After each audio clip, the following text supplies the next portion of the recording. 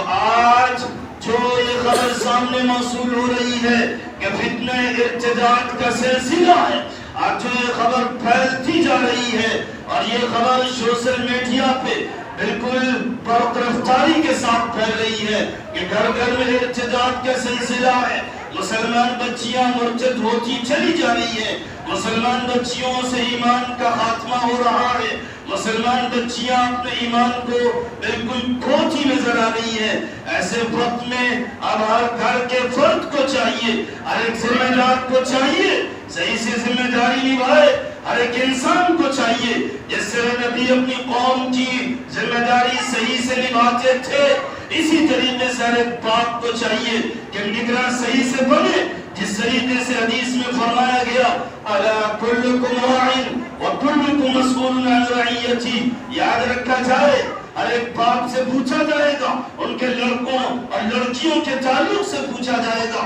ان کی نگرانیوں کے تعلق سے پوچھا جائے گا، ان کی پاسداری کے تعلق سے پوچھا جائے گا، ان کی گائیڈنگ کے تعلق سے پوچھا جائے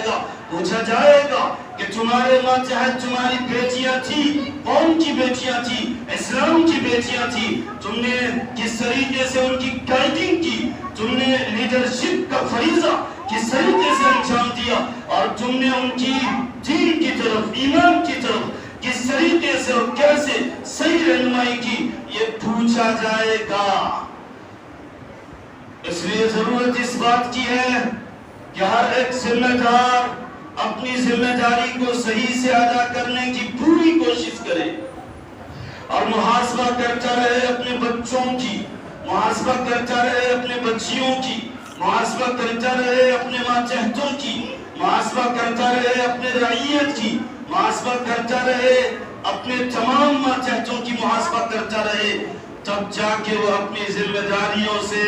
صحیح طریقے سے بچ پائے گا، ورنہ وہ گرفت میں آئے گا، ورنہ وہ پکڑ میں آئے گا، اور پکڑ میں اس طریقے سے آئے گا کہ وہ بچیاں جو آج فتنہ ارتداد کے شکار ہو رہی ہیں، یہ نہ دیکھا جائے کہ ان سے پوچھ گچھ نہیں کی جائے گی، بلکہ وہی بچی جب اللہ کے حضور میں پہنچے گی تو وہ کہے گی اِنَّا أَطَعْنَا سَادَتَنَا وَكُبَرَاءَنَا فَأَضَلُّونَا السَّبِيلَ، وہ چیخ کے کہے گی، چلا کے کہے گی، اور اللہ کے سامنے کمپلین کرے گی، شکایت درج کرائے گی اور کہے گی کہ یا رب یہ ہم جو گمراہ ہوئے ہیں، ہم جو فتنہ ارتداد میں مبتلا ہوئے ہیں، ہم نے جو اپنے دین و دھرم کا سودا کیا ہے، اس میں ہماری غلطی نہیں ہے، اس میں صرف ہم ہی مجرم نہیں ہیں، سب سے بڑے مجرم یہ گاؤں کے ذمہ دار ہیں، سب سے بڑے مجرم یہ گاؤں کے چودھری حضرات ہیں، سب سے بڑے مجرم گاؤں کے لیڈران ہیں، سب سے بڑے مجرم یہ ہمارے والدین ہیں جو بڑے عزت دار بنتے تھے اور بڑے حیثیت کے مالک بنتے تھے، بڑے ریسپیکٹفل بنے چلے جاتے تھے، اور ہم ان کے ماتحت میں تھے، ہم ان کی نگرانی میں تھے، لیکن کبھی انہوں نے فتنہ ارتداد کے تعلق سے ہمیں آگاہ کرنے کی کوشش نہیں کی، کبھی انہوں نے فتنہ ارتداد کے تعلق سے انہوں نے کوئی الارم نہیں دیا، فتنہ ارتداد کی سنگینیوں کے تعلق سے کبھی انہوں نے کوئی میسج نہیں دیا، جس کے نتیجے میں ہم نے ایمان کو ایمان نہیں سمجھا، ہم نے یقین کو یقین نہیں سمجھا، جس کے نتیجے میں ہم مرتد ہوئے، جس کے نتیجے میں افسانہ سنگیتا بن گئی، اور جس کے نتیجے میں سمیہ شرفتہ بن گئی، اور جس کے نتیجے میں پورا کا پورا فیملی مسلم بنتا چلا گیا، تو یقیناً اس وقت وہ بچیاں شکایت کریں گی اور رب سے کہے گی یا اللہ مجھے میں سزا دی جائے، لیکن ربنا آتِهِمْ ضِعْفَيْنِ مِنَ الْعَذَابِ، کہ یہ گاؤں کے ذمہ داروں کو، والدین حضرات کو ڈبل سزا دی جائے، اس لیے کہ سب سے بڑے مجرم اور کرمنل یہی ہیں، سب سے بڑا گناہ ان کا ہے، انہوں نے ہماری صحیح سے گائیڈنگ نہیں کی، صحیح رہنمائی نہیں کی، صحیح پاسداری نہیں کی، انہوں نے ہمیں ایمان کی تعلیم نہیں دی، انہوں نے ہمیں یقین کی تعلیم نہیں دی، انہوں نے ہمیں حالات سے باخبر نہیں کیا، انہوں نے حالات سے ہمیں ڈرایا نہیں، انہوں نے نہیں بتایا کہ باطل طاقت کیسی ہے، انہوں نے نہیں بتایا باطل طاقت کی سازش کس طرح چل رہی ہے، پلاننگ کیا ہے، ان کی سوچ کیا ہے اور ان کا منصوبہ کیا ہے، انہوں نے کبھی نہیں بتایا، جس کے نتیجے میں ادھر باطل طاقت پوری کوشش کرتی رہی اور ہمارے پاس ایمان کی دولت پہنچنے کے باوجود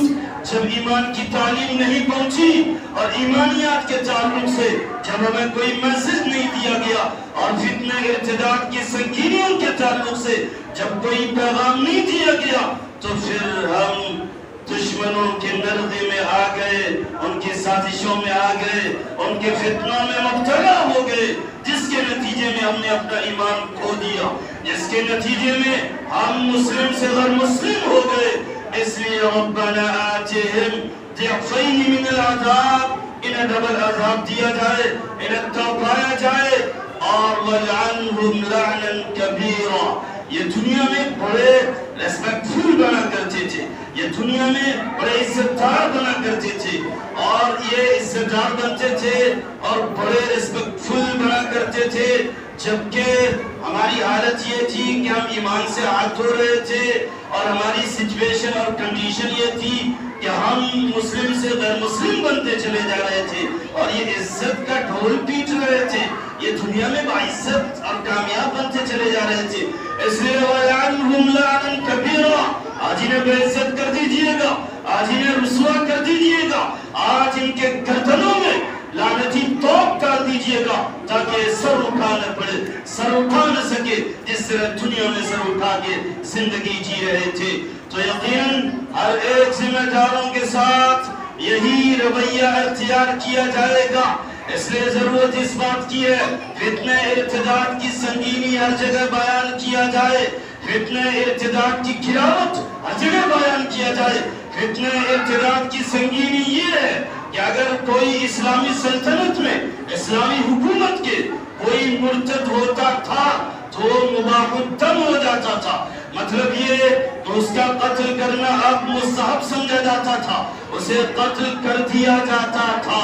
یہ فتنہ ارتداد کی سنگینی ہے۔ جب مسلمان نہیں تم رہے، جب ایمان کی دولت نہیں رہی تو پھر تمہاری زندگی تمہیں نہیں دی جائے گی، اس سے اس کی زندگی چھین لی جاتی تھی۔ یہ اسلامی سلطنت کا قانون، یہ اسلامی سلطنت کا اصول اور یہ اسلامی سلطنت کا رول ہے۔ اس لیے ضرورت اس بات کی ہے ہر ذمہ دار، ہر لیڈران اور ہر سمجھدار، ہر باشعور حضرات کو چاہیے کہ فتنہ ارتداد کے تعلق سے ہر ایک کو صحیح پیغام دیا جائے، صحیح میسج دیا جائے۔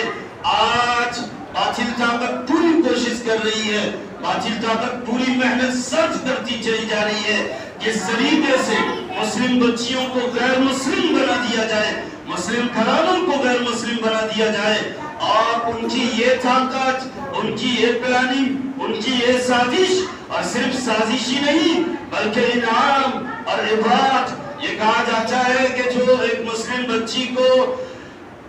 ہندو دھرم میں کنورٹ کرے گا اسے 2.5 لاکھ کا چیک دیا جائے گا اور ایک عالیشان بنگلہ دیا جائے گا اور جاب دی جائے گی، نوکری دی جائے گی۔ کفرستان کی طرف سے، باطل طاقتوں کی طرف سے یہ سازش اور یہ اعلانات، اور وہ جو شکار ہو رہے ہیں، وہ جو حریف ہیں، وہ جو مد مقابل ہیں، یہ مسلمانوں کی کیا تیاری ہے؟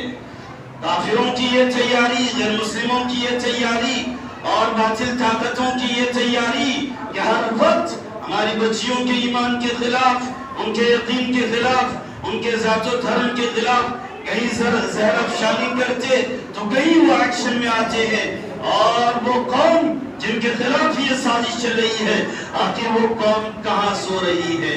وہ قوم سستی میں کیوں ہے؟ غفلت میں کیوں ہے؟ یہ قوم اس قدر بے غیرت اور بے حیا کیوں بن گئی کہ ان کے بچیوں کے ایمان پہ حملہ ہو رہا ہے اور یہ بالکل بستروں پہ سوئے ہیں، غفلت کی زندگی گزار رہے ہیں، غفلت کی زندگی گزار رہے ہیں۔ جب کوئی کسی کا مد مقابل اور حریف ہوتا ہے تو وہ بھی تیاری کر کے میدان میں آتا ہے، اور یہاں تو بات ایمان کی ہے، یہاں تو بات یقین کی ہے۔ اس لیے ضرورت اس بات کی ہے کہ ہر کوئی تیار ہو جائے، ہر کوئی تیار ہو جائے باطل طاقت سے لڑنے کے لیے۔ میں نہیں کہتا کہ آپ اسلحے اٹھائیے، میں نہیں کہتا کہ آپ فساد کیجئے، میں نہیں کہتا آپ خون خرابہ کیجئے، لیکن میں کہتا ہوں آپ ایمانی دفاع کیجئے، آپ ایمان کی حفاظت کے لیے کھڑے ہو جائیے، بچے اور بچیوں کی ایمان کی صیانت اور ان کی پاسداری کے لیے کھڑے ہو جائیے۔ اگر کھڑے نہیں ہوں گے تو آج ریکارڈ 8 لاکھ کا ہے، کل 16 لاکھ کا ریکارڈ ہو سکتا ہے، یا پھر یہ کہ پورا مسلم گھرانہ ارتداد کے تانے پہ جا سکتا ہے۔ اس لیے آنکھیں کھولیے اور سستی کے دامن کو چاک کیجئے اور غفلت سے باہر آ جائیے اور ہوشیار ہو جائیے۔ ہوشیار نہیں ہوئے تو پھر یاد رکھیے کہ آپ ہوں گے، آپ کی اولاد آپ کی نہیں ہوگی۔ ایسا نہیں ہے کہ آپ کی اولاد صرف اللہ و رسول کی بغاوت پہ ہے، بلکہ آپ سے بھی دور چلے جائیں گے،